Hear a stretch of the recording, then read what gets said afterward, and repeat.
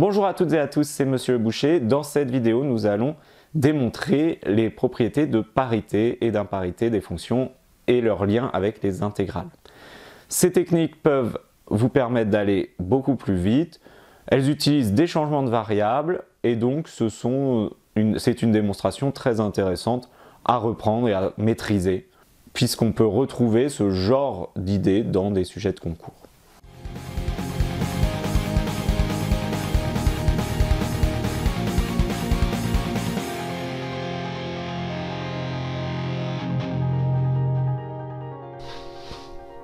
Alors, on va démontrer cette propriété sur la parité de fonctions, des fonctions et des intégrales.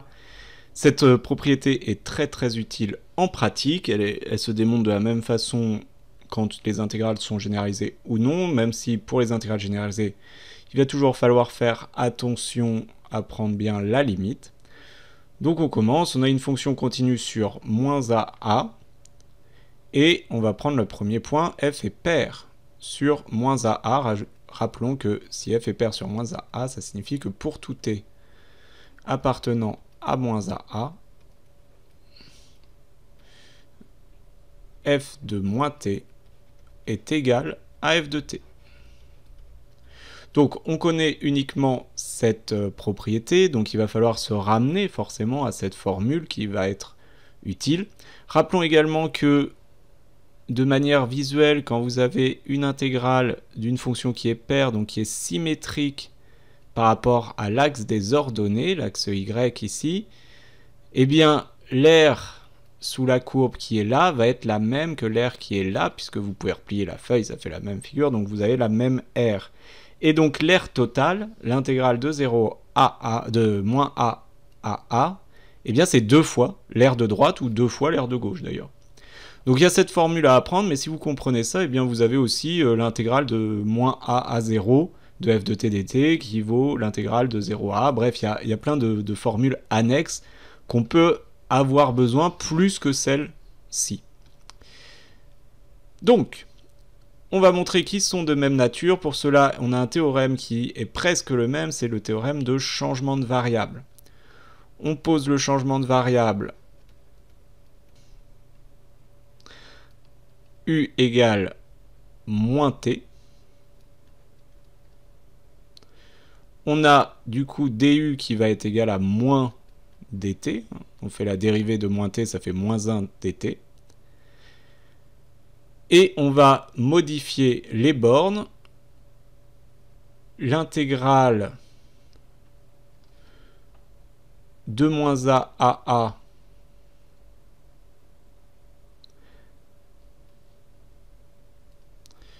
et on va déterminer l'intégrale de 0 à a, comment il est affecté par ce changement de variable. Donc quand t vaut 0, pardon, u vaut 0, ça ne va pas changer.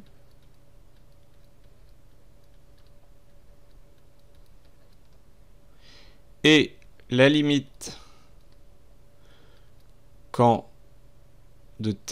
t tend vers a, eh bien c'est a. Et donc la limite de u quand t tend vers a, eh bien c'est moins a. Voilà. Donc ça c'est tous les éléments du changement de variable. De manière rigoureuse, on a le changement de variable u égale moins t. Donc on doit vérifier que la fonction qui a t associe moins t est de classe C1. Donc elle est de classe C1 sur R, donc notamment sur moins a. Alors sur 0a, ici on va l'utiliser d'ailleurs le changement de variable. Donc sur 0a. La fonction qui a t associe moins t est strictement monotone puisqu'elle est strictement décroissante. Et nous avons les limites ici. Donc l'intégrale de 0 à a de f de t dt et l'intégrale donc de moins a de 0 à moins a de f de moins u du. Donc on a remplacé les t par moins u. D'ailleurs, c'était moins du, hein, puisque dt valait... du valait moins dt, donc dt vaut moins du aussi. Cette intégrale, c'est exactement la même chose. Le moins, on va le passer devant et on va inverser les bornes. Du coup, on va avoir les deux moins qui vont s'annuler. Ça va être l'intégrale de moins a à 0 de f de moins u, c'est-à-dire f de u du. Donc ces deux intégrales sont de même nature. Ainsi, si l'intégrale de 0 à a de f de t dt est convergente, l'intégrale de moins a à 0 de f de u du, donc f de t dt, hein, je vais repasser sur du t, ce sont des variables muettes, donc qui ne dépendent pas, qui dépendent que de l'intégrale, et donc je peux les modifier comme je le souhaite. Donc ces deux intégrales, si la première est convergente, l'autre est convergente aussi, c'est ce qu'on vient de montrer avec le changement de variable. Et donc, par la relation de Schall, et par la linéarité de l'intégrale de moins a à a de f de t dt est convergente. Donc, on a bien que si l'intégrale de 0 à de f de t dt est convergente, l'intégrale de moins a de f de t dt est convergente. Dans ce cas d'ailleurs, quand tout est convergent, l'intégrale de moins a à de f de t dt égale l'intégrale donc de moins a à 0 de f de t dt plus l'intégrale de 0 à, ça c'est la relation de Schall. Or, on a vu que l'intégrale de moins a à 0 de f de t dt était de même nature que l'intégrale de 0 à a, mais également valait la même chose dans le cas où ils étaient convergents. C'est le fameux théorème de changement de variable. Donc ça vaut la même chose que l'intégrale de 0 à a de f de t dt plus l'intégrale de 0 à a de f de t dt. On retrouve le même principe de démonstration que lorsque les fonctions sont continues sur un segment. Évidemment, ici, il faut à chaque fois vérifier la convergence. C'est un tout petit peu plus fastidieux, mais il faut y penser. On a donc que c'est deux fois l'intégrale de 0 à a de f de t dt. Si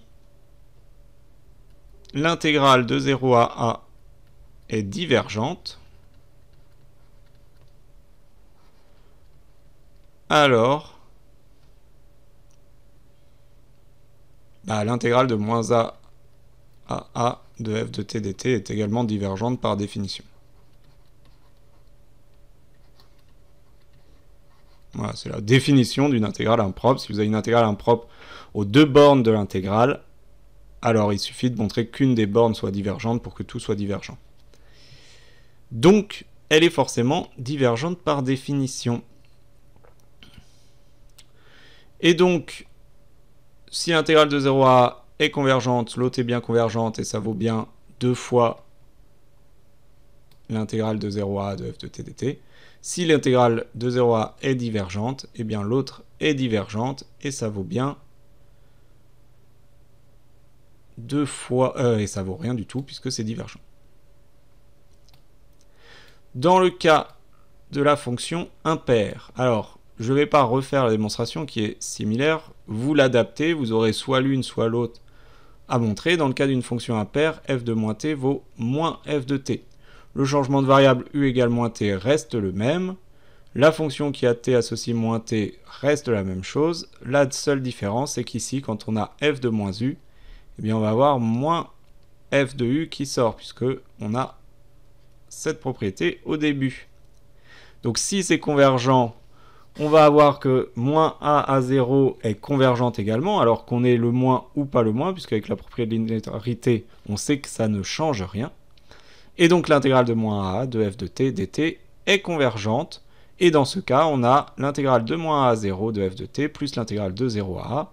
Ici, on a un moins qui va tout changer, puisqu'on a moins et plus, ce qui nous donne 0. Dans l'autre cas, l'intégrale est divergente. Rappelons quand même dans le cas impair que si nous avons une fonction impaire entre moins a et a, eh bien l'intégrale ici positive va être la même que celle ici qui est négative, et donc on simplifie les deux intégrales.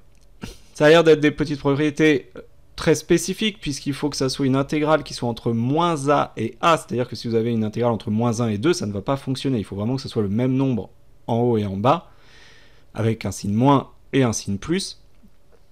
Et en plus, il faut que la fonction soit paire ou impaire. Ceci dit, quand on fait une intégrale de moins l'infini à plus l'infini, en réalité, ça arrive assez souvent qu'on ait des fonctions paires ou impaires dans les exercices de probabilité et que l'on doit calculer. Et donc, si vous remarquez que vous avez une fonction impaire, que vous avez montré par une autre méthode que l'intégrale de 0 à plus l'infini convergeait, eh bien, vous savez que le résultat, c'est 0. Et il n'y a rien d'autre à faire. Donc, c'est une petite propriété qui permet de gagner énormément de temps et d'éviter parfois énormément de calculs. Voilà, j'espère que les démonstrations sont claires. Vous pouvez poser vos questions sur le forum ou en classe, bien entendu.